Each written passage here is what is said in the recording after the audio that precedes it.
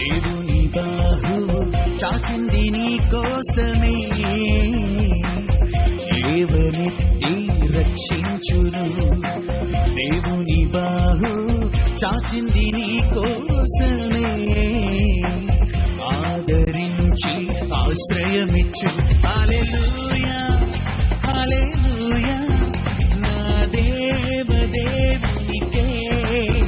హల్లెలూయా హల్లెలూయా నా దేవుని బాహువుకే.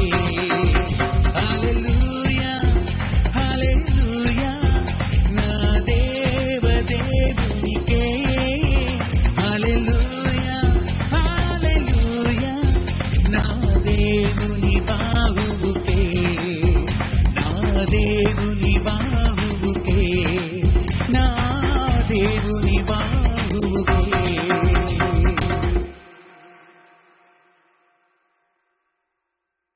ప్రభునందు అతి మిక్కిలి ప్రియులైన దేవుని ప్రజలైన మీ అందరికీ మన ప్రభుల ప్రభువును, రాజులకు రాజును, పునరుత్థానుడును, రక్షకుడును, జీవాధిపతి అయిన దేవుని నామలు శుభాలు వందనాలు. దేవుని బాహుపరిచయాల తరపున మీ అందరికీ తెలియజేస్తున్నాను. సర్వోన్నతులను సర్వకృపాన్ని దేవాతి దేవుని యొక్క కృపా కాపుదల క్షేమం మీకును, మీ అనుదిన కార్యక్రమాలకు తోడయ్యండి. ప్రభు ఇచ్చిన నూతనమైన రోజులు ఆయన కృప చేత మిమ్మల్ని అందరినీ నింపి నడిపించి బలపరచును గాక. విశ్వాసములో, భక్తిలో, పరిశుద్ధతలో ప్రభు మిమ్మల్ని స్థిరపరచును గాక. ఆమేన్. ప్రియమైన దేవుని వల్ల ప్రభు మనల్ని ప్రేమించి గత కాలమంతా కాచి కాపాడి సంరక్షించి మనందరి బ్రతుకులో అనుగ్రహించిన నూతనమైన రోజులో అనగా ఆగస్టు నెల 31వ తారీఖు ఆదివారం దినమున ప్రభు మనకు అనుగ్రహించిన అనుదిన ఆహారము పరిశుద్ధ గ్రంథములో నుండి ఎఫెసీయులకు రాసిన పత్రిక 4వ అధ్యాయము, ఎఫెసీయులకు రాసిన పత్రిక 4వ అధ్యాయము 22, 23, 24 వచనాలు చదువుదాం. 22, 23, 24 వచనాలలో అపోస్తలుడైన పౌలు తెలియజేసిన ఒక చక్కటి ఒక ఆలోచన. కావున మునుపటి ప్రవర్తన విషయంలోనైతే మోసకరమైన చదవండి. కావున మునుపటి ప్రవర్తన విషయంలోనైతే మోసకరమైన దురాశ వలన చెడిపోవు మీ ప్రాచీన స్వభావమును వదులుకొని మీ చిత్తవృత్తి యందు నూతన పరచబడిన వారై నీతియు యథార్థమైన భక్తియు గలవారై దేవుని పోలికగా సృష్టింపబడిన నవీన స్వభావమును ధరించుకొనవలెను. మీ చిత్తవృత్తి యందు నూతన పరచబడిన వారై నీతియు యథార్థమైన భక్తియు గలవారై దేవుని పోలికగా సృష్టింపబడిన నవీన స్వభావమును ధరించుకొనవలెను. దేవుడు ఇదే కాలము ఈ వాక్యము ద్వారా మనల్ని ఆశీర్వదించి బలపరచును గాక. ఆమేన్. ప్రభునందు ప్రియమైన దేవుని వారులారా, అపోస్తలుడైన పౌలు ఎఫెసీ సంఘానికి తెలియజేసిన ఎఫెసీ సంఘం యొక్క స్థితి మనము బాగా ఎరిగిన వారముగా ఉన్నాం కదా. అపరాధముల చేతను పాపముల చేతను చచ్చిన వారమై ఉన్న వారిని దేవుడు తన ఉచితమైన కృప చేత సంరక్షించి కాచి కాపాడి వారిని చూపిన మహాప్రేమ చేత క్రీస్తుతో కూడా బ్రతికించాడట. ఆ బ్రతికించబడిన వారు ఏం చేయాలి, ఏ రీతిగా జీవించాలో కొన్ని అమూల్యమైన ఆ యొక్క అనుభవాలు ఇక్కడ రాసి ఉన్నారు, ఆలోచనలు వారికి ఇచ్చి ఉన్నారు. ఇక్కడ ఇస్తున్న ఒక ప్రత్యేకమైన ఆలోచన ఏంటి అని కనుక ఆలోచన చేస్తే, ఇగో నూతన స్వభావం లేక నవీన స్వభావమును ధరించుకునవలెను ఒక సూచన ఇస్తున్నారు. అసలు ఎందుకు ఈ నవీన స్వభావము అని కనుక ఆలోచన చేస్తే వారు ఎలాగున్నారట పైనుంచి చదువుదాం. 17వ వచనం నుంచి కనుక చిన్నగా 2-3 వచనాలు చదివినట్లయితే, కాబట్టి అన్యులు నడుచుకున్నట్లు మీరు మీదట నడుచుకునవలదని ప్రభువునందు సాక్ష్యం ఇస్తున్నాను.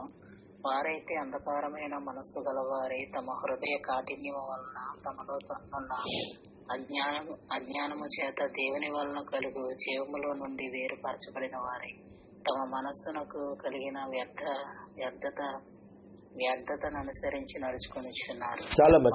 లేని వారై ఉండి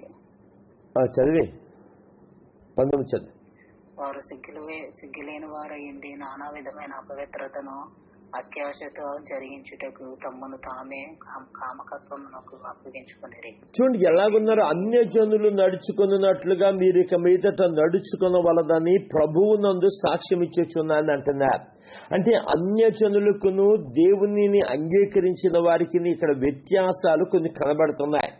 ఇక్కడ అన్యజనులు ఎలాగున్నారు అని గనక ఆలోచన చేస్తే, వారైతే అంధకారమైన మనసు గల వారై తమ హృదయ కాఠిన్యము వలన తమలోనున్న అజ్ఞానము చేత దేవుని వల్ల కలుగు జీవములో నుండి వేరుపరచబడిన వారై. ఎంత భయంకరమైన పరిస్థితి అండి. అన్యులు ఎందుకు అన్యులుగా ఉండకూడదు? వారు దేవుని వాగ్దానం చేత నింపబడాలి, వారు దేవుని యొక్క వాక్కులో ఎదగాలి, దేవుని వాక్యము చేత వారు బలపరచబడాలి అని చెప్పి ఎందుకు దేవుడు అన్యజనులకు మొదటగా సువార్త ప్రకటించమని చెప్తున్నాడు? వారి యొక్క అంధకారమైన మనస్సు యొక్క అనుభవాలు ఏంటి? వారట ఆ దేవుని వల్ల కలుగు జీవములో నుండి వేరుపరచబడిన వారుగా ఉన్నారట. అంతేకాకుండా తమ మనసుకు కలిగిన వ్యర్థతను అనుసరించి నడుచుకొనుచున్నారు. వారు సిగ్గులేని వారయుండి నానా విధమైన అపవిత్రతను అత్యాశతో జరిగించుటకు తమ్మును తామే కాముకత్వమునకు అప్పగించుకొనిరి. ఎంత భయంకర పరిస్థితి. కాబట్టి అన్యజనుల యొక్క వారి యొక్క విధి విధానాలు, వారి యొక్క ఆలోచన విధానం, వారి యొక్క ఆలోచన ఎలాగ ఆలోచిస్తున్నారు వారు అనేది ఇక్కడ అపోస్తలుడైన పౌలు వారికి తెలియజేస్తున్నారు. వారి మనస్సు ఏ మనసు అట? అంధకారమైన మనసు గలవారుగా ఉన్నారట. ఈ అంధకారమైన మనసు గలవారు ఏం చేస్తారండి? చీకటి. వారు ఏది చేసినా రైట్ గానే ఉంటుంది, వారు ఏది చేసినా సరే కరెక్ట్ అంటారు, వారు ఏది చేసినా నేను కరెక్ట్ గానే ఉన్నాను అని చెప్పేసి అంటూ ఉంటారు. ఇంకా మనం వాళ్ళని ఏమంటారు, వాగ్వివాదం పెట్టుకుని వారి మీద గెలవాలనుకోవటం మన భ్రమ మాత్రమే, గుర్తుపెట్టుకోవాలి. అయితే అలాంటి పరిస్థితులలో వాళ్ళు ఏం చేశారట? అలాంటి అన్యులు, అలాంటి కాముకత్వం కలిగిన వారు, అలాగే అన్నిటికంటే ముఖ్యంగా ఆ యొక్క హృదయంలో దేవుని వల్ల కలుగు జీవం నుంచి వేరుపరచబడిన వారు ఏమయ్యారట? 20వ వచనం కనుక చూసినట్లయితే 20వ వచనం చదువుదాం. అయితే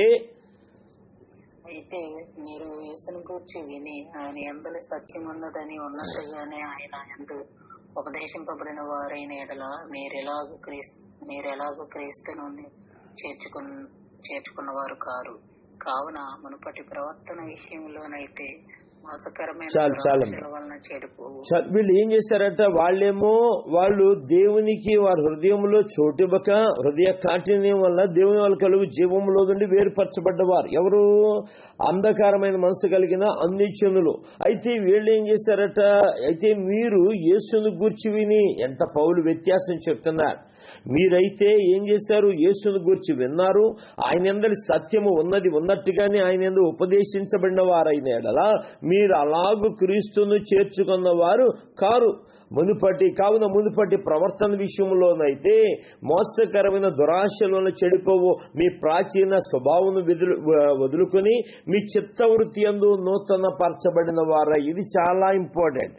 మనము ప్రాచీన స్వభావం విడిచిపెట్టాం. ఎందుకు విడిచిపెట్టామయ్యా అని కనుక ఆలోచన చేస్తే, యేసుక్రీస్తు ప్రభు వారి గురించి విన్నాము, ఆయన యందు సత్యం ఉన్నది గనక ఉన్నట్టుగా ఆయన యందు ఉపదేశింపబడిన వారంగా ఉన్నాం గనక ఎటువంటి మోసపూరితమైన ఉపదేశాలు మనం వినలేదు గనక మనం ఏం చేస్తాము అండి?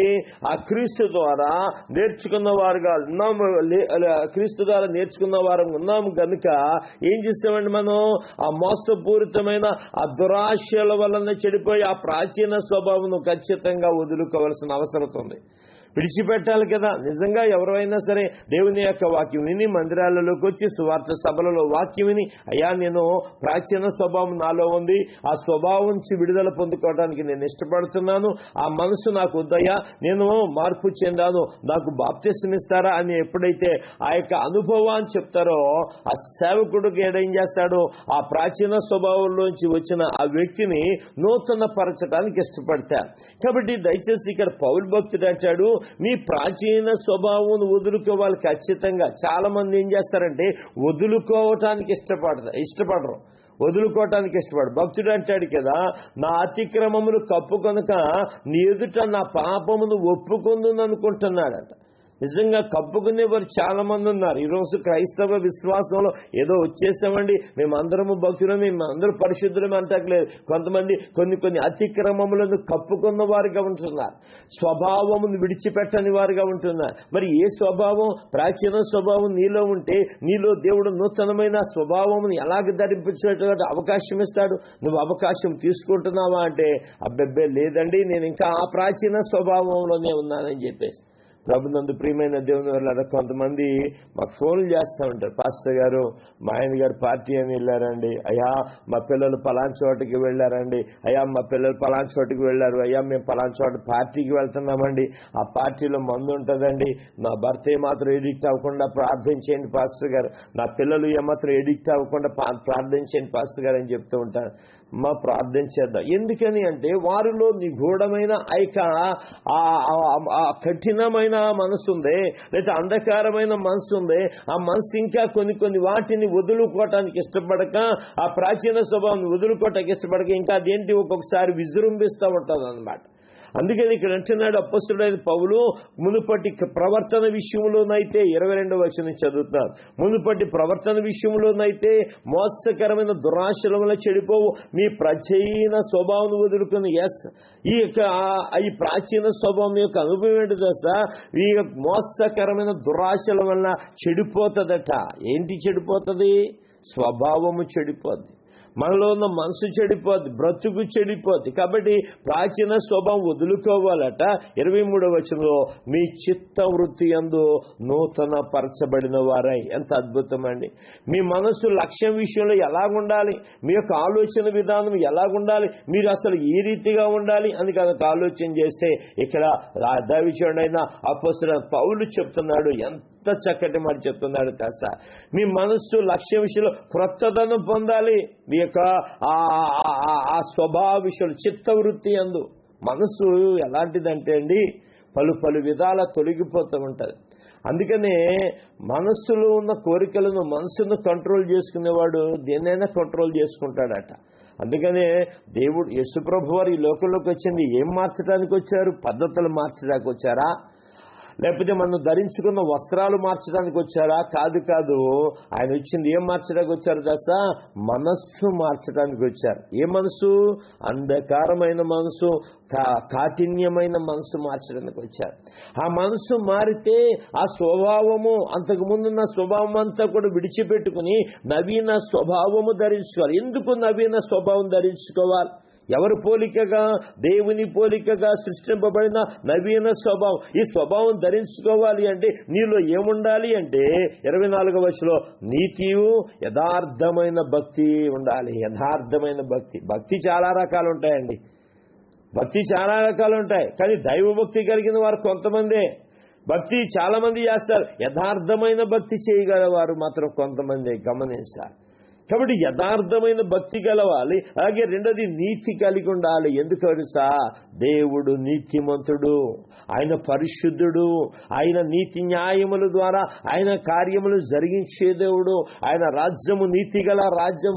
అలాంటి నీతిమంతుడైన దేవాతి దేవుని దగ్గరికి నువ్వు వచ్చినప్పుడు మరి నువ్వు నీతి కలిగి ఉండకపోతే ఎలాగా? మరి నీతి ఎలాగ వస్తుందని అంటే మనకు అందరికీ తెలుసు, విశ్వాసమూలముగా మనం ఎలా తీర్చబడ్డామండి? నీతిమంతులుగా తీర్చబడ్డా.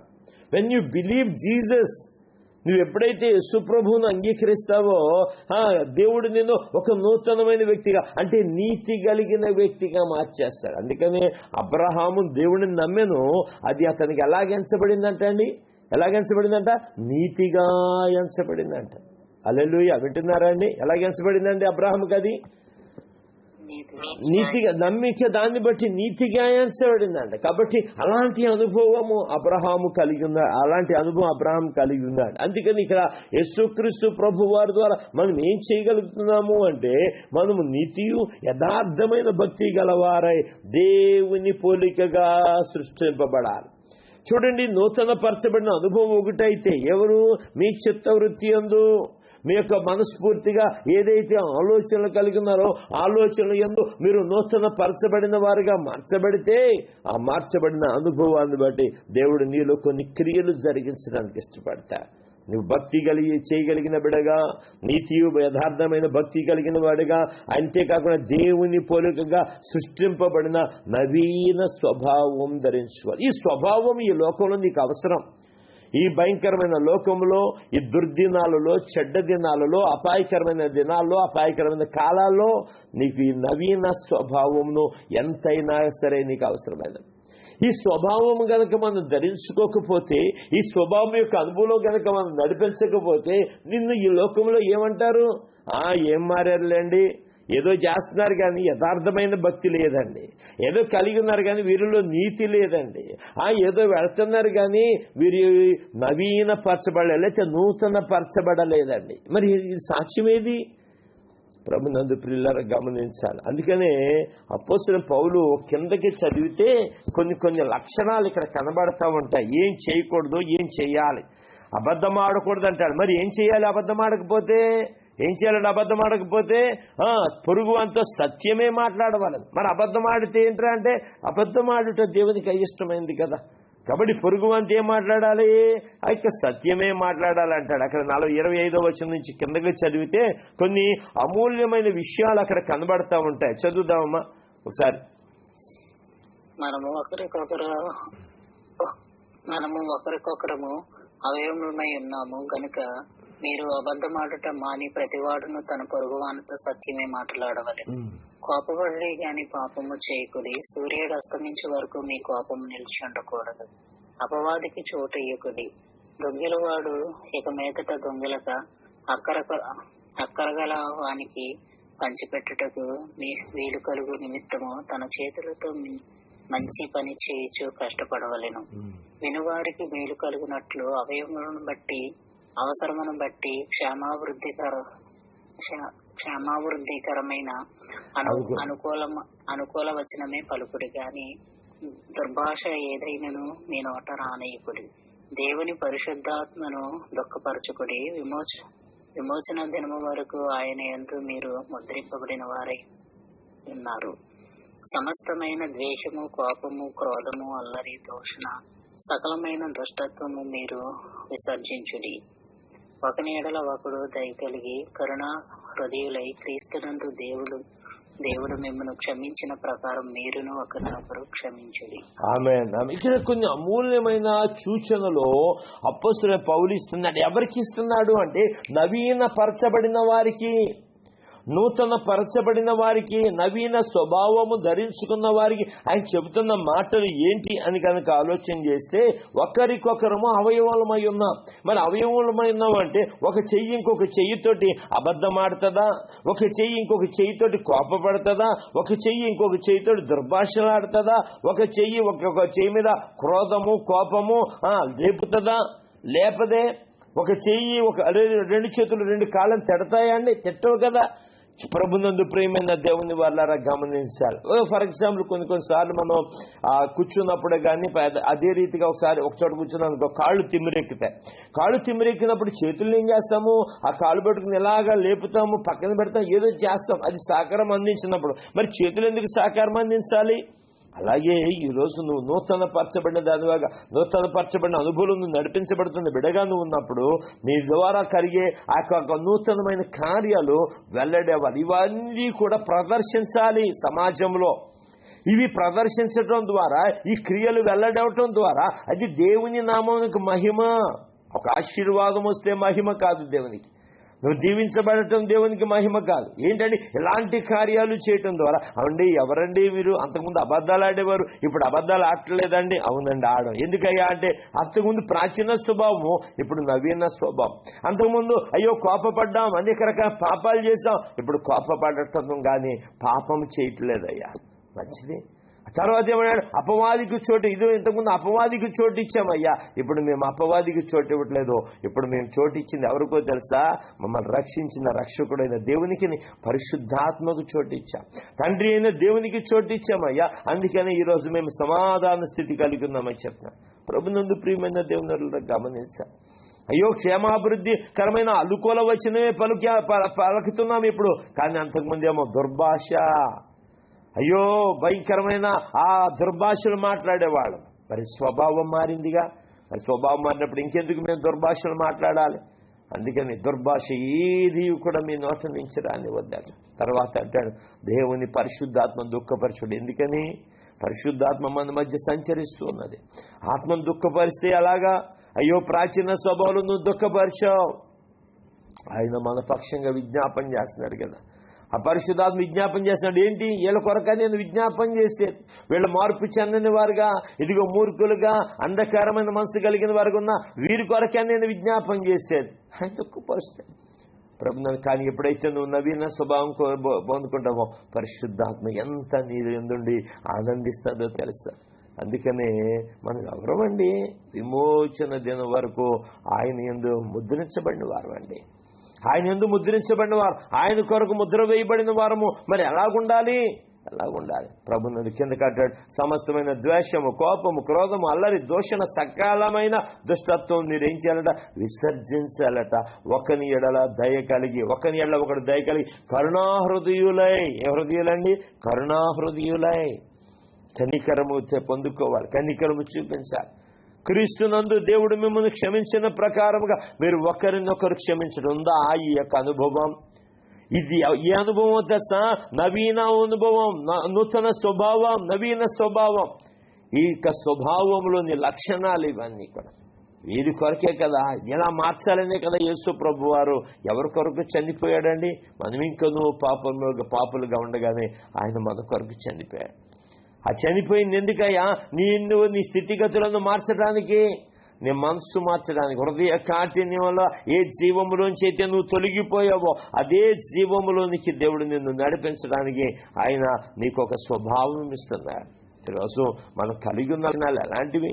ధరించుకుంటే వాటి వల్ల, ధరింపు వల్ల మనం ఏమవుతున్నామో తెలుసా? మార్చబడుతున్నాం. నేనంటాను ధరించుకున్నావా నువ్వు? ఓకే, ధరించుకుంటే వెల్ అండ్ గుడ్. అయితే క్రియలు ఎలాగున్నాయి ధరించుకున్న దాన్ని బట్టి? ఆ క్రియల యొక్క అనుభవం ఎలాగుంది? ఇలాంటి అనుభవాలు ఎందుకని మనం చేయట్లేదు? క్రీస్తునందు ప్రియులారా గమనించాలి. ప్రతి ఒక్కరము కూడా మన వల్ల ఇతరులు నష్టం కలగకూడదు, మన వల్ల ఇతరులు బాధపడకూడదు, మన వల్ల ఇతరులకు అన్యాయం జరగకూడదు, మన వల్ల ఇతరులు ఏమవకూడదండి? అవమాన పాలు పడకూడదు, అవమానాలు చెందకూడదు. నిజంగా ఒకళ్ళు తిట్టాను అనుకోండి, నేను హ్యాపీగానే ఉంటాను. కానీ అవతల వాళ్ళు ఎంత బాధపడతారు. అయ్యో ఆయన ఏంటి అలా తిట్టేసాడేంటి, అంత భయంకరమైన మాటలా, అంత కఠినమైన మాటలా, అయ్యబాబు నిద్రపోగొట్టుకున్నా అసలు ఆలోచిస్తుంటేనే సిగ్గుగా ఎంచిందే అని. నిజంగా ఒక బూతుల వల్ల ప్రభునందు సహకారం ఉందా? నిన్ను వలె నీ పొరుగువాన్ని ప్రేమించమని చెప్పిన దేవుని యొక్క వాక్యం యొక్క అనుభవం ఏంటో తెలుసా? నువ్వు నవీన స్వభావం ధరించుకుంటే అది నీకును నీ చుట్టూ ఉన్న వారికి ఎలా మార్చబడుతుందండి? అది ఆశీర్వాదకరంగా మార్చబడుతుంది. చెప్పాలి ఎలా మార్చబడుతుందండి? ఆశీర్వాదకరంగా మార్చబడుతుంది. సంతోషంగా అక్కడున్న వాతావరణం అంతా ఎలా ఉంటుందో తెలుసా? ఒక హ్యాపీ మూమెంట్ ఉంటుంది అక్కడ, ఒక సంతోషకరమైన వాతావరణం ఉంటుంది అక్కడ. అంతే తప్పించి ఉన్న సంతోషాన్ని పాడు చేసే అనుభవంలో సాతాను గాడు. అందుకని అపవాదికి చోటు ఇవ్వకూడదు. అప్పుడైతే అపవాదికి చోటు ఇచ్చామో వాడు ఏం చేస్తాడు తెలుసా? నీలో ఉన్న స్వభావాన్ని మళ్ళా అంతే నేను మారను. నేను మారను. చాలా మంది దెబ్బలాటలు ఇదే. ఏమంటే నువ్వు బాప్తిసం తీసుకున్నావు కదా, నువ్వు దేవుని సన్నిధికి వెళ్తున్నావు కదా, రొట్టె బల్లారాధన తీసుకుంటున్నావుగా, ఏంటంటే నేను మారను ఏంటి? కొంతమంది కోపడినా ఏది చేసినా కొంతమంది పొడుస్తూ ఉంటారు వెనకాల నుంచి పొడుస్తున్నప్పుడు వీళ్ళకి సిరాకేస్తుంది కదా, చేసే నేను మారే అనుకున్నా మారలేదని చెప్పేసి దెబ్బలాడుతూ ఉంటారు. ఇది అపవాదికి చోటు ఇవ్వటమే. అపవాదికి చోటు ఇచ్చామా వాడు చెలరేగిపోతాడు, నీ స్వభావాన్ని మార్చేస్తాడు, నువ్వు ధరించుకున్నావు దాన్ని తీసేస్తాడు, చీలికలు చేసేస్తాడు. అందుకని చోటు ఇవ్వకూడదు అపవాదికి. అది దినాలు ఇవి భయంకరమైన దినాల్లో మనమున్నాం, దుర్దినాల్లో మనమున్నాం, చెడ్డ దినాల్లో మనమున్నాం. ప్రభునందు ప్రియమైన దేవుని వల్ల ఉందా మనకి నూతన స్వభావం ధరించుకోవాలనే ఆలోచన మన ఉందా? అది ధరించుకున్న అనుభవాన్ని బట్టి మనం ఏం చేయాలి? నీతి యథార్థమైన భక్తి గలవారా. భక్తి చేయటం యందు నీతి కలిగి ఉండటం. ఎప్పుడైతే మనం ఆసక్తి కలిగి ఉంటామో ప్రాచీన స్వభావమును వదులుకొని వదిలిపెట్టేసుకోవాల్సింది వదిలిపెట్టేసుకోవాలి. మళ్ళా నేను ధరించుకుంటానండి, అప్పుడప్పుడు ధరించుకుంటానండి, అప్పుడప్పుడు అండి అంటే కుదరదు. అప్పుడప్పుడే ఇప్పుడు ప్రభునందు నిత్యము నీలో పరిశుద్ధత ఉండాలి, నిత్యము నీలో నూతనత్వం ఉండాలి. అందుకనే మనము ప్రభు ద్వారా శుద్ధీకరించబడిన తర్వాత మనము నవీకరించిన తర్వాత నూతన పరచబడిన తర్వాత మన జీవితాలను దేవుడు ఒక ప్రత్యేకమైన రీతిలో మార్చాడు కదా. మూర్ఖులైన ఈ తరం వారికి, ఏ తరం వారికి అండి? మూర్ఖులైన ఈ తరం వారికి వేరే మనల్ని జీవింపజేస్తారు. అందరితో కలిసి నలుగురితో ఏదో అంటారు చూసి, నలుగురితో నారాయణ కులంతో, అలా కాదు. You are the very separated from the darkness. దేవుడు ఒక ప్రత్యేక చీకటిలో నుంచి నిన్ను సపరేట్ చేశాడు. ఆయన మూర్ఖులలోంచి సపరేట్ చేశాడు, పాపులలోంచి సపరేట్ చేశాడు. ఇదిగో స్వభావము కలిగిన వారిలోంచి ఒక నూతన స్వభావం ధరింపచేయడానికి ఆయన నిన్ను వేరుపరిచాడండి, వేరుపరిచాడు, బయటికి తీసుకొచ్చాడు. అక్కడి నుంచి ఆ సమూహములోంచి నిన్ను బయటికి తీసుకొచ్చాడు. ఆ యొక్క లోక సమాజంలోంచి దైవుని సమాజంలోనికి నిన్ను బయటికి తీసుకొచ్చాడు. అలాంటి దేవుని యందు నన్ను నమ్మికించి, అలాంటి ప్రభువు నందు మనం నమ్మికించి మనం ఏం చేయాలో తెలుసా? నవీన స్వభావమును ధరించుకోవాలి. ఇది దేవునికి అనుకూలమైన పరిస్థితి. ప్రభు నందు ప్రియ ఎందుకనండి? యేసు ప్రభు వారు మన కొరకు ఎందుకని బలిగాను అర్పణంగాను అర్పించబడాలి? ఎందుకంటే మీరు నవీన స్వభావం ధరించుకోవాలని దేవుని ఉద్దేశం కలిగి ఉండి ఆయన తనకు తానుగా తండ్రికి బలిగాను అర్పణముగాను అర్పించబడ్డాడట. వీళ్ళు మారతారు. నేను నా మరణము చూసైనా సరే, నా ప్రేమను చూసైనా సరే, నా త్యాగాన్ని చూసైనా సరే వీళ్ళు మారతారు అనే ఒక అనుభవం నిజంగా ఎప్పుడైతే మనం మార్పు చెందుతామో, మనం ప్రాచీన స్వభావం మనలో ఉండకూడదండి. ప్రాచీన స్వభావము అంటే పాప స్వభావం, ప్రాచీన స్వభావం అంటే అంధకారమైన స్వభావం, ప్రాచీన స్వభావము అంటే పాప పంక్యలమైన ఆ బ్రతుకు. అది వద్దిక మార్పు చెందావుగా, నూతన పరచబడ్డాగా దేవుడు ఏది కొదువు చేశాడు అన్నీ కూడా నూతనమైన అనుభవాలు కూడా నడిపించబా. కానీ దేవుని విషయంలోకి వచ్చేసరికి ఈ స్వభావం మారకపోతే నువ్వు ఇంకా ప్రాచీనమైన స్వభావం నిలిచి ఉంటావు. తద్వారా నీవు సంతోషంగా ఉండవు, ఇతరులు కూడా సంతోషంగా ఉండు. గుర్తుపెట్టుకోవాలి. దయచేసి గమనించి అంధకారమైన మనసు విడిచిపెట్టుకొని నూతనమైన మనసు, నూతనమైన స్వభావమును నేను కలిగి ఉండి, తద్వారా ఎవరికి ఘనత అంటే దేవునికే ఘనత. ఆమేన్. ప్రభునందు ఒక మంచి వస్త్రాలు వేసుకున్నాం అనుకోండి, కొత్త బట్టలు, ఎంత ఉల్లాసంగా ఉంటామండి, ఎంత సంతోషంగా ఉంటామండి. అందరూ పొగుడుతారు కదా, అరే రే ఏంటయ్యా ఏంటి మధ్య అయ్యో తల మెరిసిపోతున్నారు మీరు, అయ్యో భలే ఉంది డ్రెస్ అని చెప్పేసి పొగుడుతారే. దేవాతి దేవుడు గురించి ఆ నవీన స్వభావం గనక మనం ధరించుకుంటే మనము ప్రత్యేకించబడిన వారము. చెప్పండి అన్నమాట. ఎవరమండి మనం? ప్రత్యేకించబడిన వారం. ఎవరమండి మనం? గొర్రెపిల్ల రక్తములో వస్త్రములు ఉదుకొని వారమండి మనం. ఎవరమండి మనం అంటే విశ్వాస సహితమైన ఆ యొక్క అనుభవం ద్వారా మనము దేవుని పిల్లలుగా మార్చబడిన వారు. ఎవరు? ఈ సర్ప సంతానమైన మనము, అంధకారమైన మనసు కలిగిన వారముగా ఉన్నాం మనము. దయచేసి గమనించాలి. ఎందుకు ధరించుకోవాలయ్యా అంటే, దయచేసి కొలసీలకు రాసిన పత్రిక 3:10 కూడా ఒక మాట ఉంటుంది, చదివి నేను ముగిస్తాను. కొలసీ పత్రిక 3:10 అక్కడ కూడా ఒక అనుభవం ఉంటుంది. ఏంటి అనుభవం అంటే ఆలోచన చేస్తే 3:10 ఇస్తున్నారు, మీరు ప్రత్యేకించి జ్ఞానము కలుగు నిమిత్తము దాన్ని సృష్టించిన వాని పోలిక చొప్పున నూతన పరచబడుచున్న నవీన స్వభావమును ధరించుకుని ఉన్నారు. చూడండి 9-10 చేస్తున్నాను. ఒక నిమిషం. ఒకరితో ఒకడు అబద్ధమాడుకుడి ఎలాగనగా ప్రాచీన స్వభావం దాని క్రియలతో కూడా మీరు పరిత్యజించి అంటే స్వయంగా విడిచిపెట్టి, ఎవరో విడిచిపెట్టమంటే కాదు, నీకంటూ ఒక ఆలోచన రావాలి. దాన్ని పరిత్యజించి జ్ఞానము కలుగు నిమిత్తము దానిని సృష్టించిన వాని పోలిక చొప్పున నూతన పరచబడుచున్న నవీన స్వభావమును ధరించుకొని ఉన్నారు. ఎంత అద్భుతమండి! జ్ఞానము కలిగి నిమిత్తం ఎవరి విషయంలో? దేవుని విషయంలో దైవికమైన జ్ఞానము కలిగి నిమిత్తము ఏంటంటే దాన్ని సృష్టించి, ఎవరిని? జ్ఞానము సృష్టించిన వాని నవీన స్వభావమును అలా పోలిక చెప్పున నూతన పరచబడుతున్న నవీన స్వభావమును ధరించుకొని ఉన్నాం. ఇట్లో ఎవరండి భేదం? నేను వాళ్ళండి, నాకు అవసరం లేదండి, నాకు నవీన స్వభావం అవసరం లేదంటే నాకు లేదండి అని అంటాడు. ఇట్టివారిలో గ్రీసు దేశస్థుడని యూదుడని భేదము లేదు, సున్నతి పొందుటని సున్నతి పొందక పోవుటని భేదము లేదు, పరదేశీ అని సిద్ధనీయుడని దాసుడని స్వతంత్రుడని లేదు, కానీ క్రీస్తే సర్వమును అందరిలో ఉన్నవాడై ఉన్నాడు. ఆమేన్. ఆ ఉన్నవాడు నీ స్వభావమును ఆయన స్వభావంలోనికి మార్చుకుని నిన్ను నూతన పరచబడిన వాడిగా ఉన్నాడు. అందుకని యేసుక్రీస్తు ప్రభునందు ఉన్నవారు నూతన పరచబడిన వారుగా ఉండాలి, నవీన స్వభావమును ధరించుకునే వారుగా ఉండాలి. అటువంటి అనుభవంలో నువ్వు నడిపించబడాలని ఆశీర్వదిస్తూ ఈ యొక్క వాక్యం ఉంటున్న ప్రియమైన దేవుని బిడ్డ, అంధకార సంబంధమైన ప్రాచీన స్వభావం విడిచిపెట్టి మనమందరము కూడా ఏంటంట చిత్తవృత్తి యందు నూతన పరచబడిన వారు ఉంటూ నీతి యథార్థమైన భక్తి గలవారై దేవుని పోలికగా సృష్టింపబడిన నవీన స్వభావమును ధరించుకుందుము గాక. ఆ నవీన స్వభావము ద్వారా నువ్వు సంతోషించటమే కాకుండా నీవు ఇతరులకు సంతోషకారణంగా ఉండాలని ఆశీర్వదిస్తూ దీవిస్తూ ఈ మాటలు ముగిస్తున్నాను. దేవుడి మాటలు దీవించి ఆశీర్వదించి మనందరినీ కూడా ఒక ప్రత్యేకమైన స్వభావముతో ఆయన నింపి నడిపించుకున్నాను గాక. ఆమేన్, ఆమేన్, ఆమేన్.